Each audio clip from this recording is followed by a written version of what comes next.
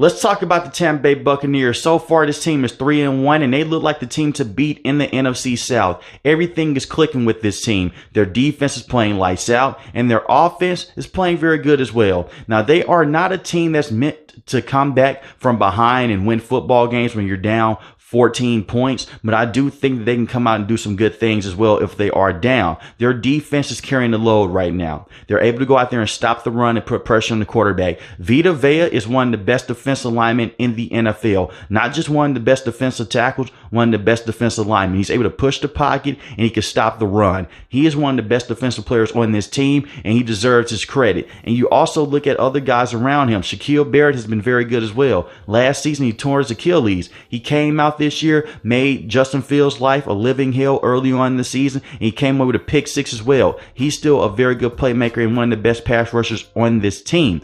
Devin White has not returned to that Super Bowl run to where he was out there doing those big plays and just flying over the field, but he's been a solid linebacker for this team. I would like for him to take his play up to that next level. Not saying that he's a bad linebacker, but he has been very good for this team, and I do think that he could take it to the next level with his full potential. Levante David is still a very good veteran to have at the linebacker position. Their secondary does give up big plays here and there, but if their pass rush can get home, they'll be fine. And the reason why their secondary does give up some big plays here and there, I'm talking about the cornerbacks, not the safeties, they blitz a lot. And that's the Todd Bowles motto, to go in and blitz the quarterback. So when you're able to escape the blitz, that's when you're in one-on-one coverage, and sometimes these corners can't hold up. Now, they dealt with some injuries in the secondary. That's why some of those big plays have been given up, but it doesn't hurt them in the grand scheme of things, because you get in the red zone situation, this is one of the best rushing defenses in all of football. It's hard to run the football on this team, and the red zone is so compact, it's hard to get a pass off as well.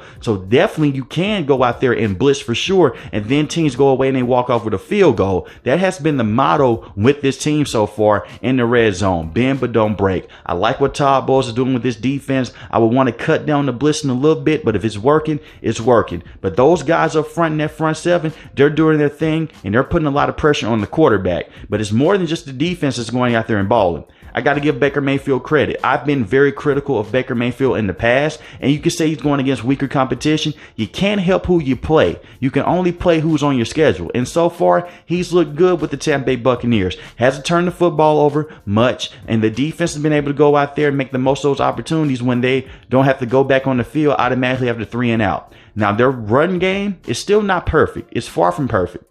Last season, they were dead last in rushing efficiency. Right now, they rank number 26. They're trying to run the football more. Dave Canales has came in and tried to put an emphasis on being more physical up front and just trying to run the football with Rashard White. I like the run system that they have. It's just not working right now. And that may be a cause of concern in the future as it gets colder, because you're going to have to go out there and convert a 3rd and 1 or in 3rd and 3. You're going to want to have to go out there and run the football instead of just trying to pass it with Baker Mayfield. But the weapons that they have are definitely showing. Mike Evans is still one of the best wide receivers in the game. Chris Godwin is a beast and a hell of a number 2 wide receiver. And Trey Palmer has come in and has been a very good number 3 option for this team. Look at what he did in the New Orleans Saints game. It was a perfect lob pass in the back of the end zone. He just completely mosses the cornerback. Plays like that help out and build rapport with Baker Mayfield, and that's definitely going to be a thing to look for as the season goes on, is that connection with Trey Palmer, because he is a rookie. And remember, this team doesn't have Russell Gage at all. He wasn't even able to start the season. He's going to miss this entire season because he is injured, and that was going to be their number 3 wide receiver. So he hasn't been able to go. So they're coming in, they're making do with what they have. I like what this Bucs team has, and right now they are the best team in their division. Look at the Carolina Panthers. They can't score with their offense right now, and they're having a lot of struggles. The Atlanta Falcons have a very strong defense, but Desmond Ridder is a huge question mark with that team. You take that run game away, they're very compromised in that pass game. And then you look at the New Orleans Saints.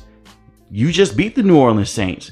Granted, Derek Carr's shoulder was hurt, but you came out and you dominated the Saints for the entire time. And I go back to that Philadelphia Eagles game. Yes, you only scored 11 points. You lost 25-11, but that defense did a number on Jalen Hurts and crew. The only thing was their run defense. This was the only team that was able to go out there and run the football in Tampa Bay Buccaneers. As this team gets healthier, and as the defense gets healthier, I expect for them to perform better in those moments. But right now, they are the best team in the NFC South, and I think they are far the team to beat in the NFC South. But let me know in the comment section below, how do you feel about Baker Mayfield and the Tampa Bay Buccaneers? Is this sustainable? Like I said, the only thing that bothers me with this team is the run game. If they can't get that run game into the later part of the NFL season, they may be in a bit of trouble. But let me know in the comment section below. If you're new to the channel, hit the subscribe button. If you like the video, hit the like button. Most importantly, we want each and every last one, guys, stay safe, stay positive. Thanks for watching the video, guys.